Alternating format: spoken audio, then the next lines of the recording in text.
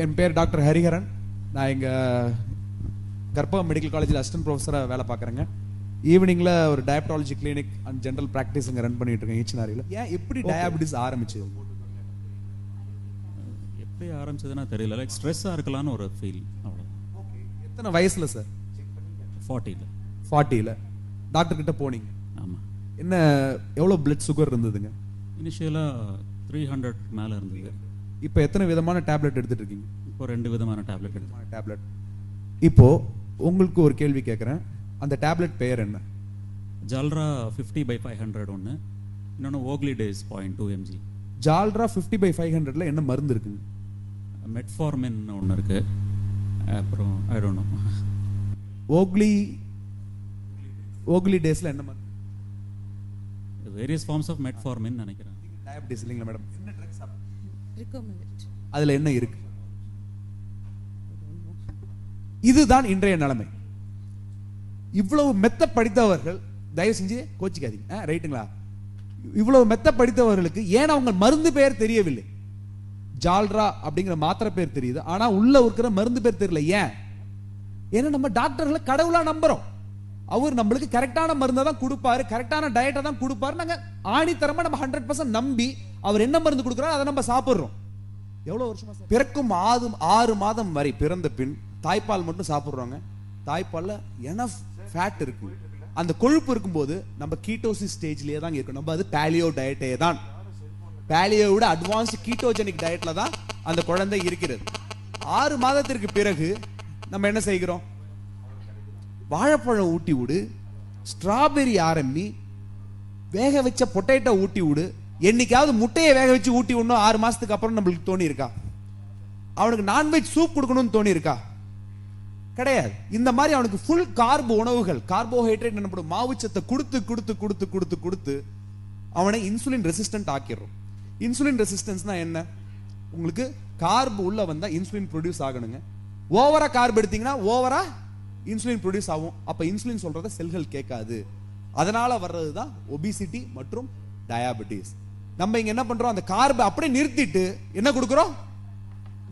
கொழுப்பு. அப்ப தப்பு இல்லையா? கொழுப்பு சாப்பிட்டா கொலஸ்ட்ரால் வராதா? கொழுப்பு எனர்ஜியா கன்வெர்ட் ஆயிடும். கொழுப்பு எனர்ஜியா கன்வெர்ட் ஆயிடுச்சு. as simple as that. புரியுதுங்களா? நம்ம சாப்பிடும் அனைத்து கொழுப்பும் எனர்ஜியா கன்வெர்ட் ஆகி நம்ம உடம்புல இருக்கிற அத்தனை கொழுப்பும் எனர்ஜியா கன்வெர்ட் ஆகி நம்ம உடம்புல உள்ள எல்லா கொழுப்பும் எரியும். ஆனா சுகர் லெவலும் ஏறாது, இன்சுலின் லெவலும் ஏறாது. இன்சுலின் லெவல் ஆக்சுவலா குறையுங்க. சோ சுகர் ரெடி ஆயிடும். சரிங்களா? டயாபெட்டிஸ்க்கு இன்னைக்கு காமனா கொடுக்குற 4 மாத்திரையை பத்தி நான் சொல்லி முடிச்சுக்கிறேன். சாரி சார், கசக்கிட்டேன். ஒன்றும் பிரச்சனை இல்லையே, வேற ஜெராக்ஸ் எடுத்து கொடுத்துறேன். ஓகே. முதல் மாத்திரை மெட்ஃபார்மின் கொடுக்குறேன். பேஷண்ட்டுக்கு என்னங்க ப்ராப்ளம்? டைப் 2 டயாபெட்டிஸ்ல இன்சுலின் ரெசிஸ்டன்ஸ். இன்சுலின் அதிகமாவதால் அது சொல்வதை குளுக்கோஸ் கேட்பதில்லை, குளுக்கோஸ் உள்ள போக மாட்டேங்க. ப்ராப்ளம் என்னங்க? திரும்ப சொல்ல, எல்லாரும் சொல்றீங்களா? Insulin resistance. இன்சுலின் லெவல் எப்படி இருக்கு? அதிகமா தான் இருக்கு. ஏன்னா அதிகமா கார்ப் சாப்பிட்டு இன்சுலின் லெவல் அதிகமா தான் இருக்கு. ஃபர்ஸ்ட் ட்ரீட்மெண்ட் என்ன கொடுக்குறாங்க? மெட்ஃபார்மின். அது ஒண்ணுதான் அந்த டயாபெட்டாலஜிஸ்ட் கரெக்டா பண்ற ஒரே விஷயம். மெட்ஃபார்மின் இன்சுலின் ரெசிஸ்டன்ஸை ஓரளவுக்கு குறைக்கிறது. ஆனா அதை குறைச்சதுக்கு அப்புறம் நம்ம ஒழுங்கா கொழுப்புணவு எடுத்துக்கிட்டு இருந்தோம்னா சுகர் இல்லாமலே போயிடும். நம்ம திரும்ப என்ன பண்றோம்? சப்பாத்தி, இட்லி, திணை அரிசி, வரகரிசி, உப்புமா, இந்த மாதிரிலாம் சாப்பிட்டு ஃபுல் கார்ப் உணவுகளை சாப்பிட்டு இருக்கிற இன்னும் கொஞ்சம் இன்சுலினை ஏத்துறோம். இன்சுலின் ரெசிஸ்டன்ஸ் இன்னும் அதிகமாகுது. மெட்ஃபார்மினால முடிய மாட்டேங்குது. அடுத்த மாத்திரை டாக்டர் கொடுக்கறது அற்புதம். ஜில ஆரம்பிக்கும் அனைத்து மாத்திரைகளும், கிளிபன்கிளமைட், கிளைமிப்ரைட், கிளைபியூரைட், அனைத்து மாத்திரைகள், நிக்லாசைடு அப்படின்னு இருக்குங்க. இன்சுலின் என்னங்க ப்ராப்ளம் இவருக்கு? Insulin resistance. இன்சுலின் லெவல் எவ்வளவு எப்படி இருக்கு? அவருக்கு கொடுக்கப்படும் கிளைமிப்ரைட் எனும் மாத்திரை, அதாவது ஜில ஆரம்பிக்கிற அனைத்து மாத்திரைகளும் அவருடைய கணையத்தை பிழிந்து இன்னும் இன்சுலினா வெளில தள்ளுதுங்க.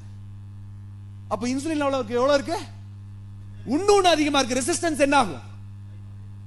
ஒரு மாத்திரை 2 மாத்திரை ஆனது. சரியா? அந்த மாய தோற்றம், அந்த இன்சுலின் கொஞ்சம் ஸ்டார்டிங்ல அதிகமா ப்ரொடியூஸ் ஆகிறதுனால சுகர் கொஞ்சம் குறையிற மாதிரி இருக்கும். ஆனா கொஞ்ச நாளைக்கு அப்புறம் கிளைமிப்ரைட் கேட்காது. இதுல சைடு எஃபெக்ட் என்னன்னா, உங்க பேங்க்ரியாஸ் இல்லாம ஆக்கிடுறீங்க. Type 2 type 1 ஆக்கிடுறீங்க. நீங்க டைப் 2 வெறும் insulin resistance, type 1 pancreatic problem. Type 2 type 1 ஆக்கிட்டு இருக்காரு நீங்க. 3வது மாத்திரை கொடுக்குறாங்க, இதுல சரியாகல. சிட்டாகிளிப்டின், விட்டாகிளிப்டின், சாக்ஸாகிளிப்டின். இப்ப புதுசா ஒரு காமெடி டெனாலிகிளிப்டின். அதுக்கு தென்னாலிலாம் பேர் வச்சு, டேய் ஏன்டா உயிரை வாங்க, நல்ல பேர் நல்லா வைக்க கூடாதா? தென்னாலின்னு ஒரு பேர். அது பேஷண்ட் கொடுத்தாலும் டாக்டர் என்ன டாக்டர் இதை போய் எனக்கு கொடுத்துரு.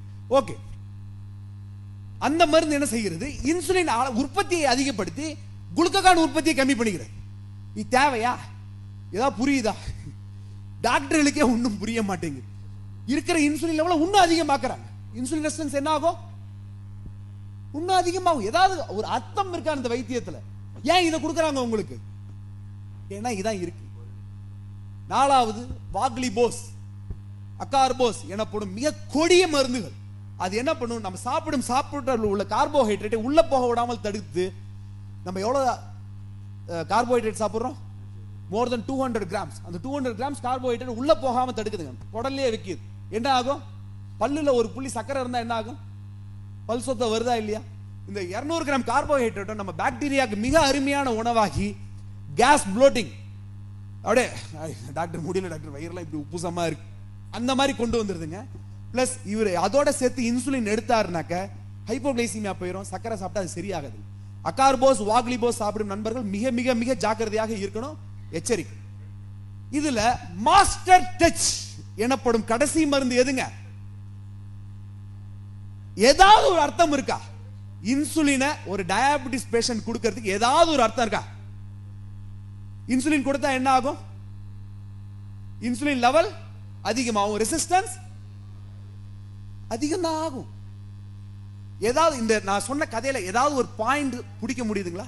ஏதாவது அர்த்தம் இருக்கா? Does it make any sense at all, this story?